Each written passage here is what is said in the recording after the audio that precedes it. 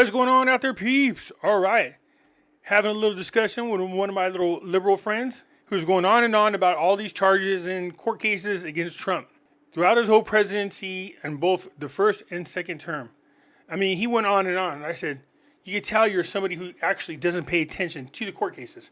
Then he jokingly said, well, it's too many to keep track of. I go, that's the problem. You need to. You can actually see all the violations against Trump's rights, violation against him as a citizen, his constitutional rights, as well as his rights as a president and his constitutional rights as a president. And one thing you'll notice is there's a common thread. These people are appointed by Obama. They're all Marxist, activist judges. That's all they are. Not only that, you have judges who have family members that are tied into organizations that Trump stopped funding for. Anyways, I don't want to get into it all right here. Let's just go ahead and show you. The federal judge at the center of an intense fight over controversial Trump administration deportation flights now has a new high-profile case on his docket. Judge James Boasberg, who is blocking the deportation of Venezuelan gang members to El Salvador, is now overseeing a lawsuit related to the text chain involving top administration officials and a prominent journalist. Joining me now is the Hills Courts and legal reporter and co-author of the Gavel newsletter, Zach Schoenfeld. Zach, thanks so much for coming in studio today. It's good to see you. Judge Boasberg is probably going to be the target, I would imagine, of more attacks with this new assignment. Ohio Representative Jim Jordan is echoing Speaker Mike Johnson that they're going to possibly take legislative action to rein in federal judges. Let's take a listen to Jordan on the Hill this morning. Just so you are aware, this Judge Boasberg is literally the judge in 4 different cases involving Donald Trump. Judges are supposed to be picked randomly, but that's not the case. They're assigning Obama-friendly, Democrat-friendly judges. Why should some local district judge, a trial judge, why should they be able to issue on the injunction side an order that applies to the entire country? Even justices on the Supreme Court on the left have had raised concerns about this issue now for several years. Look, I think everything's on the table. I've said that all along. We'll look at all options to address a situation that we think is real. In other legal news, an appellate court has refused to lift Judge Boasberg's block of those deportation flights of suspected Venezuelan gang members. Where does this case go now? Is it going to go back down to Judge Boasberg? It does go back down to Judge Boasberg, at least as of now, and we know that he has vowed to get to the bottom of whether the Trump administration violated his court order on those deportation flights that went out on that Saturday a few weeks back. And so he is still trying to get answers and get more information about those flights. So that's a battle that we expect to see playing out in his court in the days to come. He also is going to have to decide whether to extend his order that has blocked the administration from invoking this 1798 Alien Enemies Act. So that's another battle that's going to play out in his court. So this really does go back to Judge Boasberg, but at the same time, the Trump administration, if they wanted to, they could now try to attempt to file an emergency appeal at the Supreme Court. And the Trump administration has been arguing that these are state secrets. We're not going to give them over to the district judge. Is that going to continue to be the argument, and does the judge have any recourse for that? Yeah, that's right. This is really the battle, is whether this privilege was properly invoked. We do know that the plaintiffs are going to first have an opportunity to respond to the administration saying that these are state secrets and can't be turned over to the judge. The plaintiffs are due to respond in writing by early next week, and then we expect at some point after that to see the judge make his ruling. So it's certainly a big story to watch as we get into next week. And in a win for Elon Musk and the Trump administration, a federal appeals court has refused to block an order that refused to force the turning over of records information regarding the efforts to reduce the size of the federal government. The 3-judge panel says the lower court must first rule on the Trump administration's motion to dismiss before they can get to the records issue. Does that mean the records still might eventually get released? Yeah, it is possible. As you mentioned there, they really just saying that Judge Chutkan here was going out of order and she needs to rule on this motion to dismiss. Then you can get back to some of these discovery issues. Now, I should mention that 2-to-1 panel there is actually the same D.C. Circuit panel as in the case we were just talking about with Judge Boasberg and the Alien Enemies Act. So they've had a lot of work cut out for them there at the appeals court. But as you mentioned, this is really not the end of the game. This will go back to Judge Chutkan's court. But it seems like we still could potentially get discovery, just not quite yet.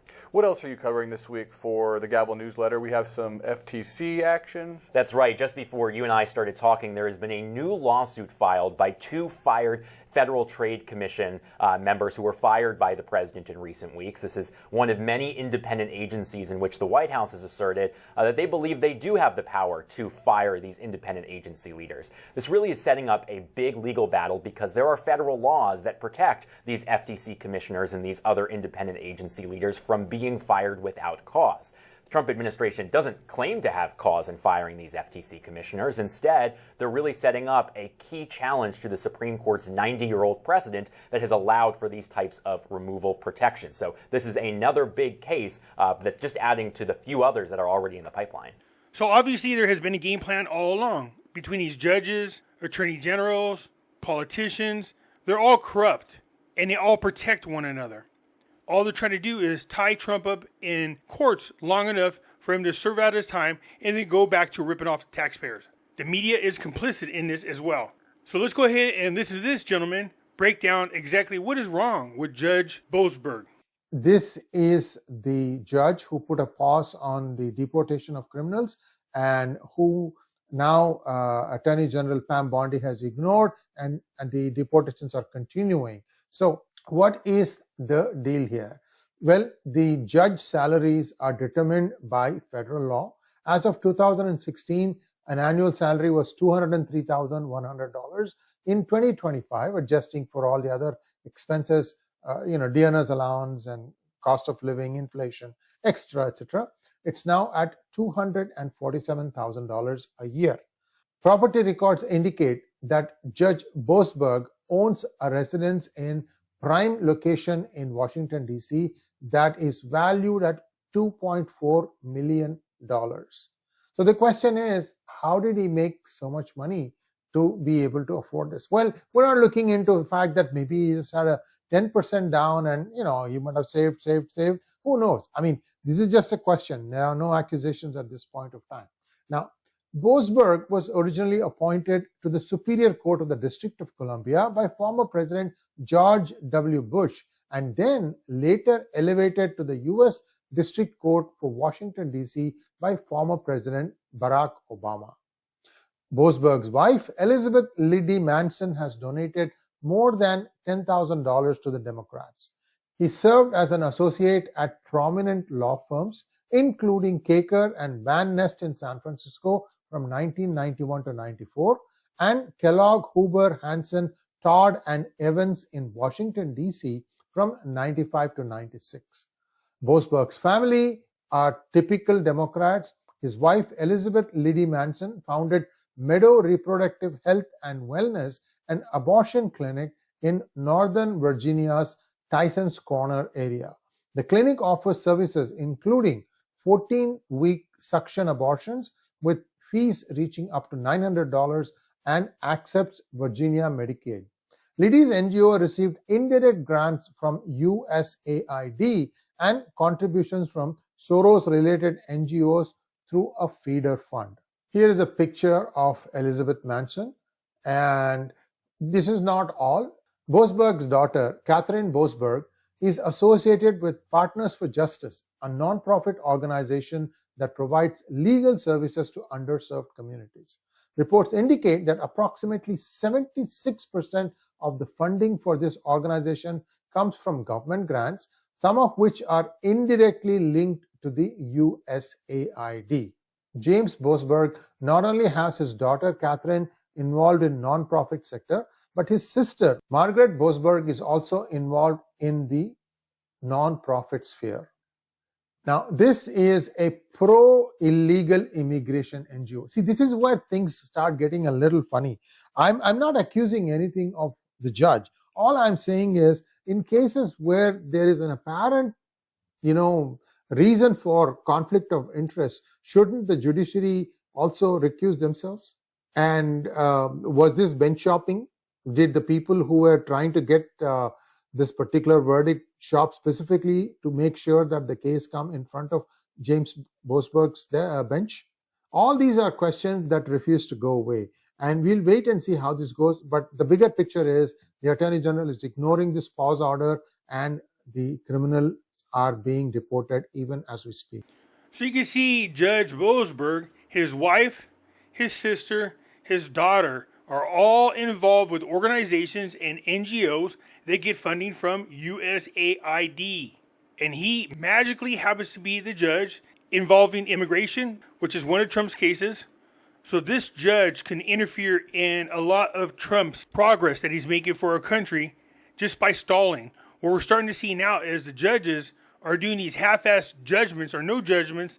They're going to the Supreme Court, and the Supreme Court then is dragging their ass and kicking it back down to the smaller court, just delaying and taking up time. They're all hoping to get this over with by stalling long enough for Trump to serve out his time and then get back to ripping off taxpayers. But you're going to see that all of these people have something in common. They have family members that are involved with agencies, organizations, NGOs that all receive money from USAID, which we found out was ripping off money from taxpayers. George Soros, which is an anti-Trump man and a New World Order figure. And Obama, which is a Marxist president. Let's continue. Laura Loomer is doing some investigative work here, and she's now exposing Judge James Boasberg, the Obama-appointed judge who's attempting to block Donald Trump from deporting criminal illegal gang members, so far Venezuelan gang members, part of the notorious Tren de Aragua crew. Well, it turns out that his daughter, Catherine Boasberg, works for an NGO called Partners of Justice, which, you're not going to believe this, advises criminal illegal aliens on how to avoid deportation. And of course, as soon as this was exposed, Catherine Boasberg deleted her LinkedIn and Instagram accounts. And what does that tell you? This is a direct, massive conflict of interest, and in my view, it's grounds for an immediate recusal. And that just scratches the surface. It gets a whole lot worse, as we're now learning that his wife received USAID money. Judge Boasberg's wife, Elizabeth Liddy Manson, is the founder of an abortion NGO funded indirectly by USAID and, of course, George Soros. So here we have an entire family profiting from left-wing causes, doing left-wing activism, and now we have the father who's the judge abusing his power clearly to block Donald Trump's immigration enforcement. This isn't impartial justice. This is a corrupt network of Democrat operatives who are simply disguised as judges. It reeks of what we saw with Judge Juan Merchan, the judge who oversaw the bogus Trump case brought about by Alvin Bragg. Merchan's family was directly linked to left-wing fundraising and activism. His daughter was raising money for Democrats while he was handling a politically motivated case against Donald Trump. Yet, of course, the conflict of interest there were totally ignored, as he helped push one of the most ridiculous legal assaults against a former president in the midst of an election cycle. What we are seeing is a pattern. It's no longer little isolated instances. It's not a coincidence that pretty much every single one of these judges is connected to a left-wing NGO, to Democrat fundraising organizations, and of course, pretty much every single one of them are Obama judges. Let's not forget another activist judge, Judge McConnell, another Obama appointee, who blocked the Trump administration from freezing USAID funding. Well, we all remember that clip that we played a couple weeks ago, or maybe around a month ago at this point, where he was caught on video comparing Donald Trump to some sort of tyrant. Where courts stand and enforce the rule of law, that is against arbitrary and capricious actions by what could be a tyrant or could be whatnot. We saw plenty of examples of that recently. And it enforces our values. Our values, in a legal sense, are the Constitution. And it's that reason that, and we saw, and there are plenty of examples over history. You know, you would think that that alone would disqualify this judge from being able to touch anything Donald Trump. These judges should recuse themselves, because clearly they're Democrat judges using the courts to override the executive branch. What this feels like is less separations of power and more a coordinated coup against the current president. This is not normal. You know, to use the Democrats' own activist line against them, with that ridiculous sign that we saw during Trump's first congressional address. You know, yes, we've seen legal battles before, but never at this level. This feels like a coordinated assault to subvert the Trump administration. It's one after another. You know, as I'm preparing for this video, more of these stories are popping up. We've got another left-wing judge blocking Donald Trump's order relating to transgenders and their eligibility to serve in the military. Then we've got another Obama-appointed judge by the name of Theodore D. Chuang, who just ordered President Trump to reinstate USAID. It's one after another, and there's obviously a trend here. Every single one of these court decisions is coming from a Democrat-appointed judge with direct conflicts of interest. This is lawfare, plain and simple. District court rulings about all the fired probationary workers use the same language here just now that was in the statement about fighting back against that ruling. Do you mean appealing or something else? And does the administration plan to comply with those orders in the meantime? Fighting back by appealing, fighting back by using the full weight of the White House counsel's office and our lawyers at the federal government who believe that this injunction is entirely unconstitutional. And it is, for anybody who has a basic understanding of the law. You cannot have a low-level district court judge filing an injunction to usurp the executive authority of the President of the United States. That is completely absurd. And as the executive of the executive branch, the President has the ability to fire or hire. And you have these lower-level judges who are trying to block this President's agenda. It's very clear. And as I just cited, I was appalled by the statistic when I saw it this morning. In 1 month, in February, there have been 15 injunctions of this administration in our agenda. In 3 years under the Biden administration, there were 14 injunctions. So it's very clear that there are judicial activists throughout our judicial branch who are trying to block this president's executive authority. We are going to fight back. And as anyone who saw President Trump and his legal team fighting back, they know how to do it. He was indicted nearly 200 times, and he's in the Oval Office now because all of the indictments, all of these injunctions have always been unconstitutional and unfair. They are led by partisan activists who are trying to usurp the will of this president, and we're not going to stand for it. The Chief Justice said it was more than two centuries. We understood that essentially impeachment was for very rare circumstances and not an appropriate response to rulings you disagree with. What's your reaction to the courts stepping in to make a statement here? They didn't make a statement when Joe Biden, decided to forgive all those student loans. Well, he didn't mention my name in the statement. I just saw it quickly. He didn't mention my name, but many people have called for his impeachment, the impeachment of this judge. I don't know who the judge is, but he's radical left. He was Obama appointed. And he actually said we shouldn't be able to take criminals, killers, murderers, horrible, the worst people, gang members, gang leaders, that we shouldn't be allowed to take them out of our country. Well, that's a presidential job. I love how they always say Trump is a constitutional crisis. That's what the Dems do. They run interference. Their media buddies run interference. The judiciary system runs interference. They all protect each other. They're like one huge crime syndicate. And how you get them to all agree to work with one another? Family members working on organizations in which they get millions of dollars. They're not there on behalf of the American people. Trump is, but not these judges.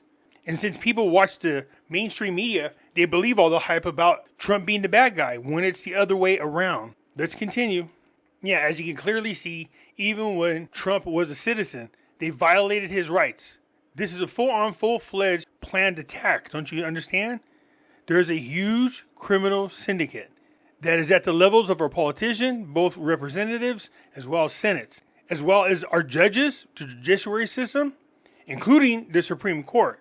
They should have corralled all these activist judges a long time ago, but instead they came out and spoke shit against Trump, knowing that they're wrong, because some of those judges, when shit was happening to Biden, they were coming out complaining and saying you can't be doing these injunctions for the whole nation, just like we see happening now against Trump. So at one time when it was Biden in office, they said you can't do that, but now that Trump's in office, they're saying you can do that. Judge Juan Merchan and his daughter Lauren are under the microscope of the House Judiciary Committee's latest investigation. The committee subpoenaed Authentic Campaigns, the company that employs Merchan's daughter. The judge's daughter worked for Harris, worked for Biden in 19 and 20, and that her company, Authentic Campaigns, made, what we can tell just from public records, it looks like $9 million. The subpoena demands the progressive campaign firm turn over any documents relating to Kamala Harris's campaign, any potential communication with Judge Merchan, and any mentions of the Trump indictment. Republicans allege Merchan was not impartial because of his daughter's work. This lawfare case, this ridiculous case, was brought against President Trump, and hopefully we'll get that information ASAP. Judge Merchan and his daughter have been targets of former President Donald Trump and Republican allies throughout his New York hush money trial earlier this year. Trump was found guilty on all 34 felony counts. Social media posts about Merchan and his daughter from Trump led to an expanded gag order. We have a judge who's highly conflicted. You know what the confliction is. Nobody wants to write about it, and I'm not allowed to talk about it. Former U.S. Attorney John Fishwick says the subpoena directed at the company is fair game. Congress has broad power to conduct investigations And so a judge would say they have the power to do this. I think it's an uphill challenge to get a judge recused for the actions of their adult child. Authentic Campaign CEO Mike Nellis responded to the subpoena by calling it politically motivated. Jordan said he wants the request fulfilled by September 13th.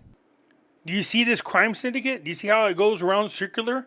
Our country has gotten so out of whack, and you got one guy in there with a handful of people trying to take them all on. Our corrupt intelligence agencies, our corrupt politicians, our corrupt media, our corrupt judiciary system, our corrupt colleges. I mean, it's terrible. And the thing about Republicans and Trump supporters, they just sit back quietly, probably watching Q videos talking about the white hats are in control. And they're not. The other thing you're going to notice is that these judges all put a gag order on Trump. So you couldn't tell people about their family members being involved in organizations. They wouldn't allow Trump to talk, violating his First Amendment right. Well, that can't be the case under the First Amendment. You're allowed to criticize figures like this under our Constitution. President Trump is facing a criminal trial on what are fanciful charges in New York City by the Soros-backed prosecutor Alvin Bragg. He is accused of misdemeanor crimes of falsifying records about a payment, a confidentiality agreement payment that he allegedly made. And what they're trying to do in New York is to bootstrap those misdemeanors to felony charges, that the supposedly misdemeanors become felonies, or felonies are added on because there's somehow that the way that payment was listed was also a violation of federal election law. Now, if you're wondering why it is a New York City prosecutor thinks he can enforce federal election law and try to jail an incoming president, or not incoming president, major presidential candidate and former president based on that alone, you'd be right to wonder that. And unfortunately, the judiciary up in New York is politicized and anti-Trump, and isn't willing to defend his civil rights and curtail this prosecutorial abuse. Now, Judge Merchan, who is the judge in this case, he's been really just generally anti-Trump. He's a in New York, the judges are appointed through the Democratic Party, more or less, certainly in New York City. That's how it works. They're elected, but essentially they need the approval of the Democratic Party to even be on the ticket or to be considered by voters. And once they're put on the ticket, they get the judgeship typically. And in the case of Judge Merchan, there's this additional issue of his adult daughter having been involved as a campaign or some type of, I guess, policy consultant, to put it charitably, but she's working with campaigns as well. And according to news reports, she was making a boatload of money, or her campaign or her firm was, working with political opponents of Trump and specifically doing fundraising based on the fact that he's being prosecuted in her father's court.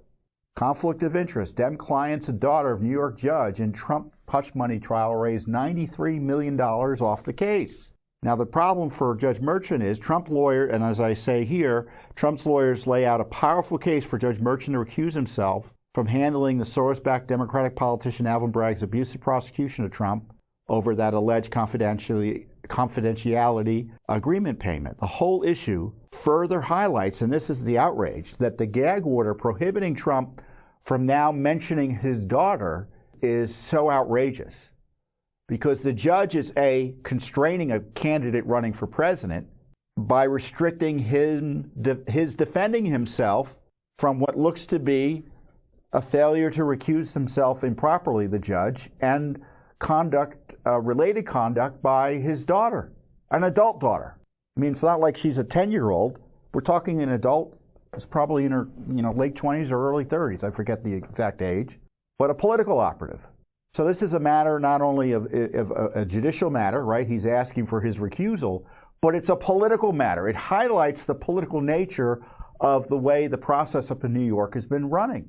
And he has every right under law and under the First Amendment, in my view, to defend himself and talk forthrightly about this. Now, the left, of course, is mischaracterizing his comments knowingly, and Trump's concerns is threatening the judge, as if criticizing a judge or anyone associated with the judge, and in this case, properly so, his daughter, translates into a threat. Well, that can't be the case under the First Amendment. You're allowed to criticize figures like this under our Constitution.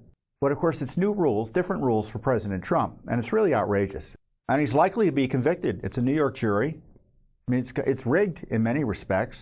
So it's a bad day. We're facing bad days for the rule of law, our Republican form of government. And again, as I've said repeatedly, you know, I know people are concerned about the election, right? And, you know, what happened in 2020 will happen again, and fights about when votes are counted and things like that. I think we have to take a step back even from that. Our elections have already been compromised by this abuse of Trump. The 2024 election has already been compromised because the president has been abused time and time again. His attention and resources, as we now know in New York, in nearly $200 million for 2 cases alone, just to appeal those cases. So those are resources that could otherwise be deployed for his candidacy. And obviously his time and attention is focused on these threats to his freedom and his livelihood. And that's election rigging. So the election's already been compromised. So it was obvious what the game plan was. Either get Trump locked up before the 2024 election, or bankrupt him personally, take away all his assets, including his businesses, do whatever it takes to interfere in the 2024 election. That's what these judges were involved in, along with Democrats, along with the media, were all part of it. They also knew if Trump got in office, they had these judges running interference, and the politicians going, see, he's just retaliating because people went after him for his crimes. No, those very people committed the crimes against Trump. Trump's going after him, yeah, not because of retribution, because they broke the law. We've got Kevin O'Leary back with us, O'Leary Ventures chairman, Shark Tank investor. You know, Kevin, you had mentioned, and it was a very profound kind of comment, that, you know, some of these other businesses do have right to be concerned, whether they like Donald Trump or not. Maybe you can elaborate on that.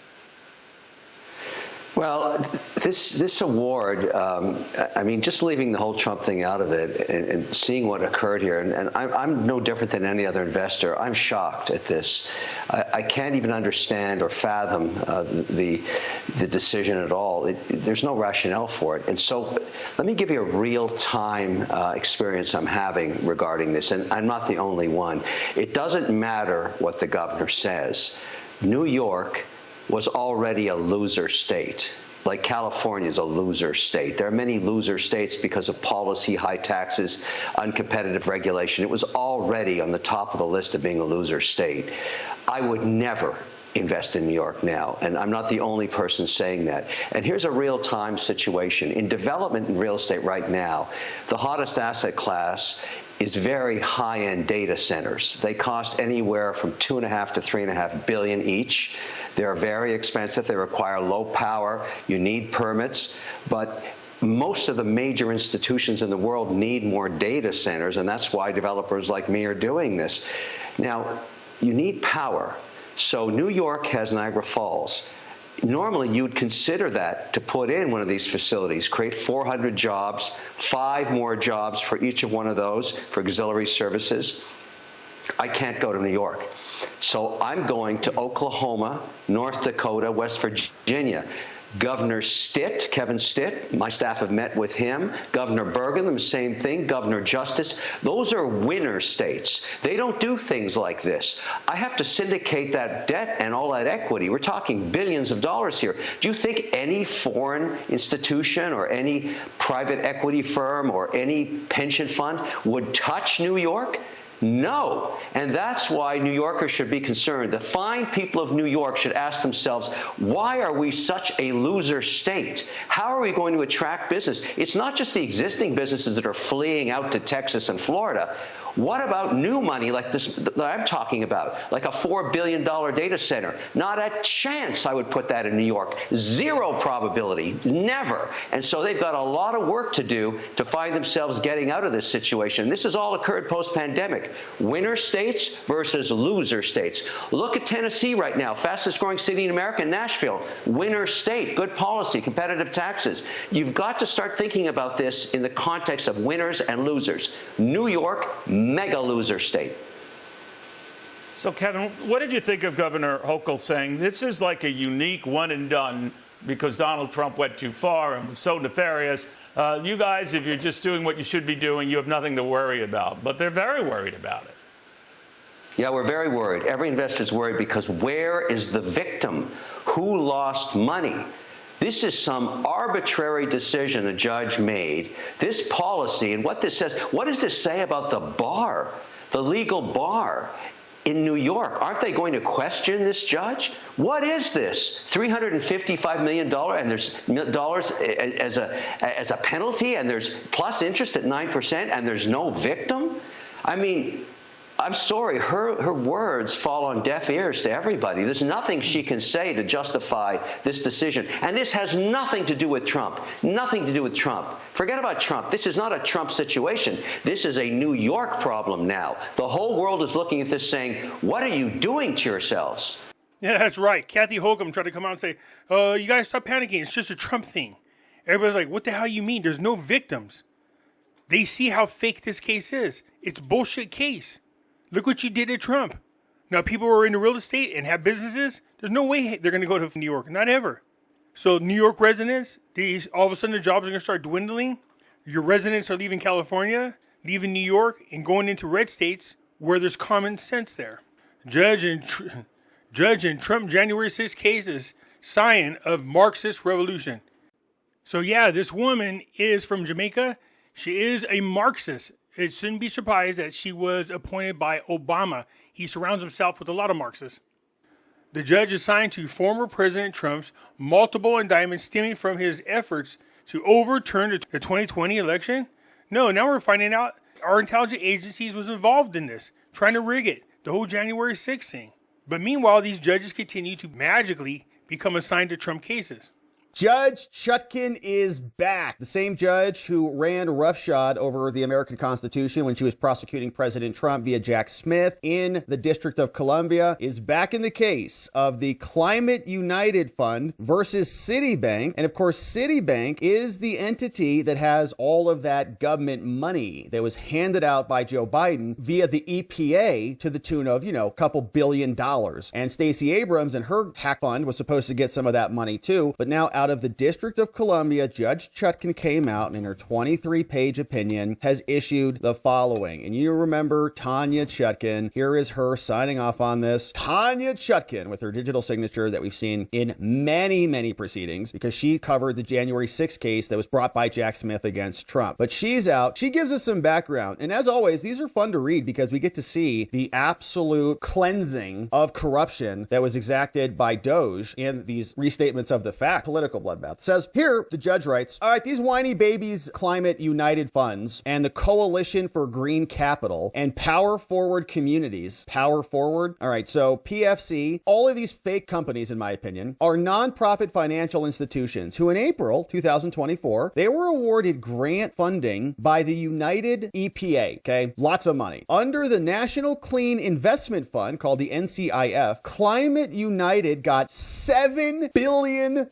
CGC, this other Coalition for Green Capital, they got $5 billion, and PFC was awarded $2 billion. And I think that PFC was Stacey Abrams. So the grant from the government for clean energy requires that the funds go to Citibank, and they're sitting on the money right now. So then on March 8th, March 12th, and March 14th, all these companies sued Citibank and Lee Zeldin, shout out to Lee, we appreciate your hard work there, Lee, over at the EPA, saying, what? They canceled our grants. They brought a variety of claims, due process, APA, Citibank. They say, give us our money. In mid-February, they went to go get their money. They went to the bank. They're like, sorry, we can't release it to you. See what happens? They get this money.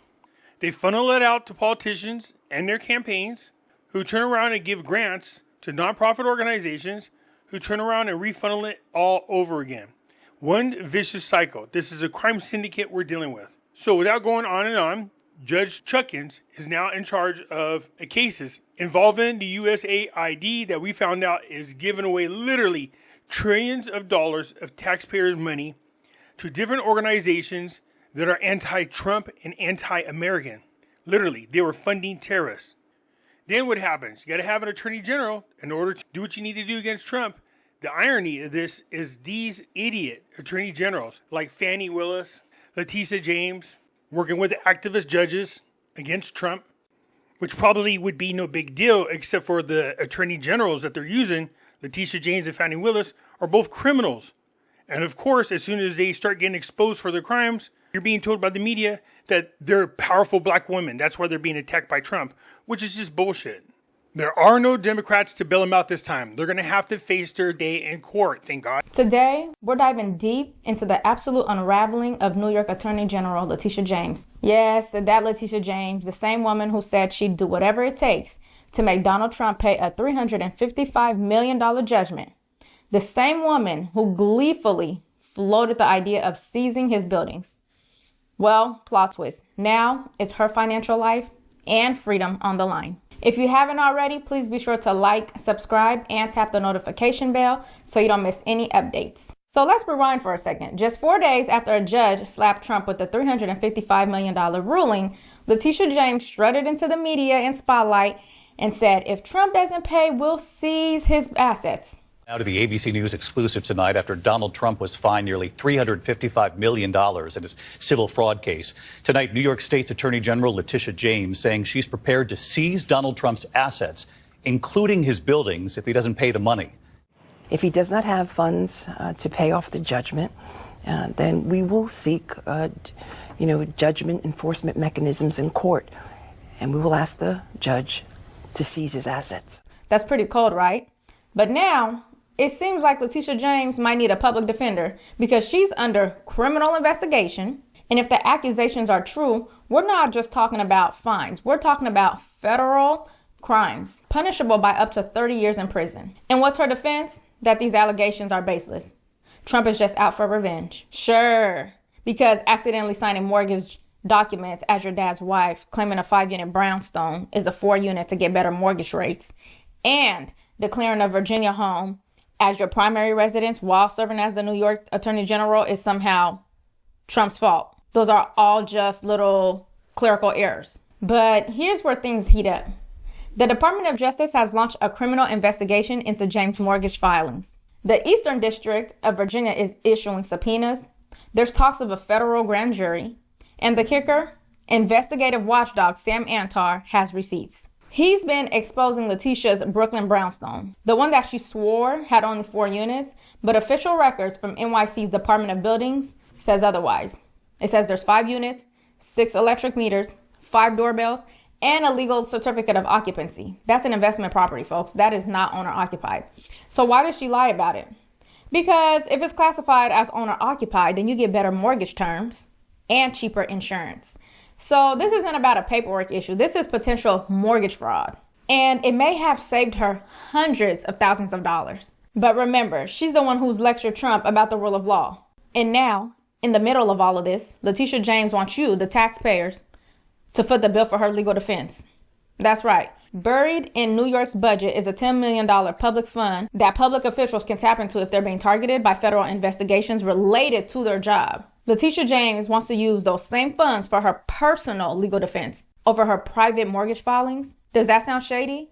It does, because it is. Republicans in the state aren't having it. They're calling it for what it is, a slush fund.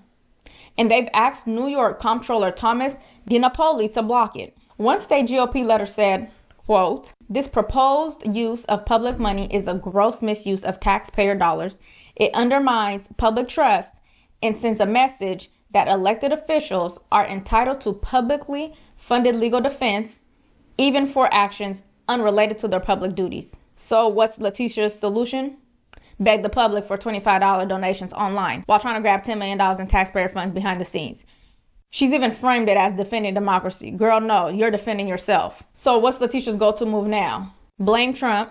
She claimed that this is a coordinated attack against her for holding him accountable. But let's not forget, Leticia James campaigned exclusively on getting Trump. Her words, we've got to mobilize, agitate, and irritate until victory is won. So now we must mobilize, agitate, and irritate her until victory is won against her, because this is just ridiculous. She's even on record calling Trump an illegitimate president, saying that his days are numbered. So let's be clear. This isn't some nonpartisan law enforcer being unfairly targeted. This is someone who's made a career out of prosecuting political enemies. And now that the tables have turned on her, she's crying victim. And it gets worse. Legal analysts say that she may even lose her law license if the allegations hold up. As a licensed attorney, you're held to a higher standard. Lying on legal documents, that's grounds for disbarment.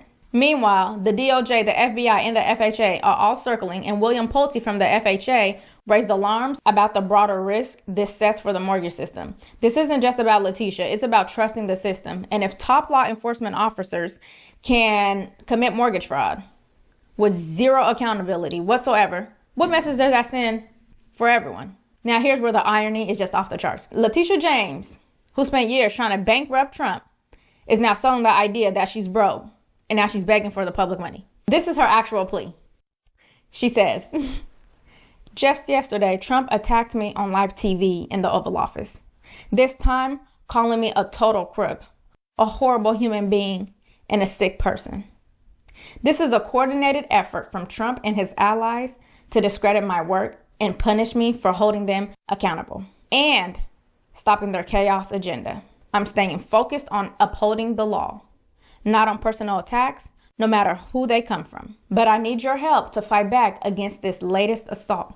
Can you rush a $25 donation or more right now to help me defend the rule of law? Now, hold on a damn second. Can you just imagine if 500,000 Democrats gave her just $25, she would have over $12 million.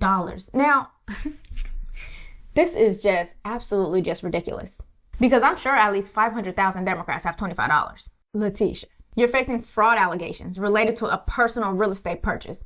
Like, this has absolutely nothing to do with the rule of law. It has everything to do with you breaking the law. And what happened to that slush fund you quietly helped write into budget? All right. It's not enough anymore because Republicans are blocking it and public support is vanishing. So now it's grassroots fundraising meets grand jury subpoenas. So here's the $1 million question. Will Leticia James end up selling her own assets to pay for her legal bills? The same way that she wanted Trump to. Will you be donating $25 to help her defend democracy? So although the cases were mentioned by that woman, we're going to get into the details just a little bit more so you can see exactly what Leticia James is in trouble for. You already know by now that Leticia James is under scrutiny and under investigation because she may or may not have committed mortgage fraud multiple times over the last several decades.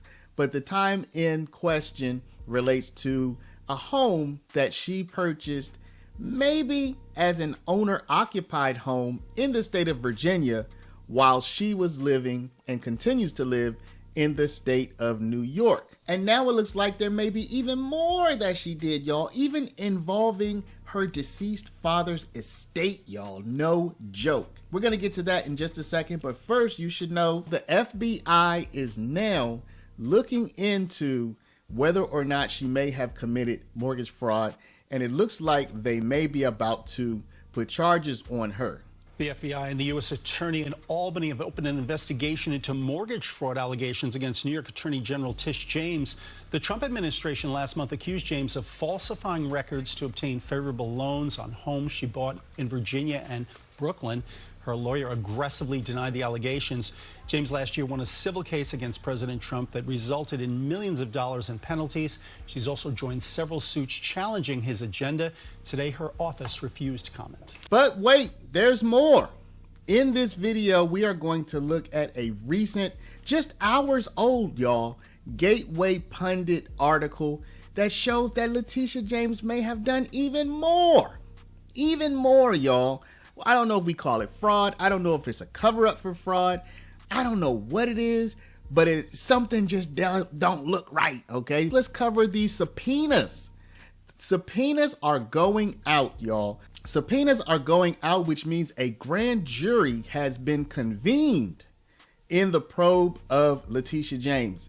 WSKG reports a grand jury in the Eastern District of Virginia has sent out subpoenas relating to real estate transactions made by New York State Attorney General Leticia James related to an ongoing investigation by federal authorities, according to the Washington Post. This follows an April 14th letter sent by U.S. Federal Housing Finance Agency Director William Pulte, citing media reports, encouraging U.S. Attorney General Pam Bondi and the Department of Justice to investigate James over, quote, falsified bank and property documents and misrepresenting property descriptions, quote, all to get better mortgage rates through FHFA and its subsidiaries. They say that James claimed that she would be owner occupying the home in Norfolk, Virginia as her principal residence, while of course she was living in New York as the Attorney General of New York at the time. And of course there are other mortgage fraud related allegations going back several decades. Let's get into this Gateway Pundit article from just a few hours ago, where it looks like Leticia James has done even more mortgage related shenanigans. Now, as you can see on your screen, this X post from the Gateway Pundit says red flags in Leticia James' handling of her father's estate demands another investigation. So let's take a look at what the article says. Here it says, Leticia James, the New York State Attorney General, has presented herself as a champion of legal integrity, yet documents filed under oath in her late father's estate proceedings in 1999 appear to present legal problems for James involving property law, mortgage representations, and taxation requirements. James's father, Robert James, died January 15, 1986.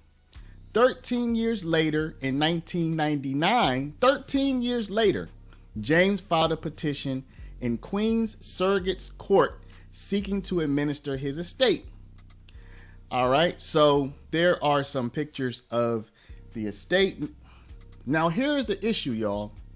If you remember previously on the original mortgage documents for this property, James and her father are listed as husband and wife. Husband and wife has a certain type of property rights, okay? That property right is called joint tenancy. So because they were declared husband and wife according to the mortgage documents, there would be a joint tenancy which would pass ownership directly to the surviving party, such as a spouse. But when she went and filed the probate documents, she attested that it was tenancy in common, which requires probate court to transfer the deceased share. Now, why would she do this? Why would she go to probate court and declare that this was tenancy in common? And if she had just stuck with the I'm married to my father thing, then she wouldn't have to go to probate court. So why would she go to probate court unnecessarily? Would it be to maybe undo the misrepresentation on the original document? That's one angle, right? I mean, if you know that you and your father had said you were married on a document, and now it's time to maybe sell the house, put it up for sale, transfer it to somebody else, and you say, oh yeah, we said we were married back then, in order to get whatever favorable conditions you could get at that time. Man, let me go to probate court, claim now that it is tenants in common, which it wasn't on the original document, apparently, right? So that I can undo that and now sell the house without causing some kind of issue, because now the court order will override everything. That's a thought, y'all. But here the Gateway Pundit says it may also have to do with some tax filings, some tax benefits, or other benefits that she may have gotten. This is a newly opened angle in all of this, and I'm pretty sure if it goes like the other investigations, it will continue to develop as we go. So for now, I think it's enough for you to know that she originally said she was married to her father on the documents. It appears that the documents were issued in the type of husband and wife property ownership. Then she later, when her father passed, 13 years later, apparently, maybe she was ready to sell the house. And she's like, oh man, maybe I should try to fix that so that there won't be any issues transferring this property to somebody else. What is with Democrats marrying family members? You have Ilhan Omar, who is married to her brother. Leticia James claiming to be married to her father. Democrats are some weird people. Now, the other attorney general we're going to get into is Fani Willis. Fani Willis had a RICO case against Trump and some other defendants. and they were charging an arm and a leg for this case. But then we found out that the lead attorney on the RICO case actually was the boyfriend of Fani Willis. This guy made over $1 million and then some on attorney fees. This guy had no experience and has never fought a RICO case in court ever. And it came out that her boyfriend was spending the money on her, and they were going on vacation like once every 3 weeks to some real expensive places. So now people are questioning why this arrangement was set up in the first place. Did Fani benefit from this? It certainly looks suspicious. So now they stopped the Trump case and his fellow defendants to hold this case against Fani Willis and her boyfriend. At first, Fani denied that her and Nathan Wade were a couple at all, and she since then has turned around and told the truth, and then stated that they were no longer together. That's not the case. They've been spotted out several times as a couple. Now, Fani is in court for fraud. Well, we are following some breaking news tonight at 6 as a judge has now ordered Fulton County District Attorney Fani Willis to pay more than $54,000 for violating the Open Records Act. Zach Merchant with our 11 Alive political team broke the story. And Zach, you just got a copy of that court order. What have you learned here? We did. We just got a hold of this Fulton County Superior Court order just in the last roughly 15 to 20 minutes. In it, Judge Rachel Krause rules that DA Fani Willis violated the State Open Records Act by failing to turn over documents requested by defense attorney Ashley Merchant.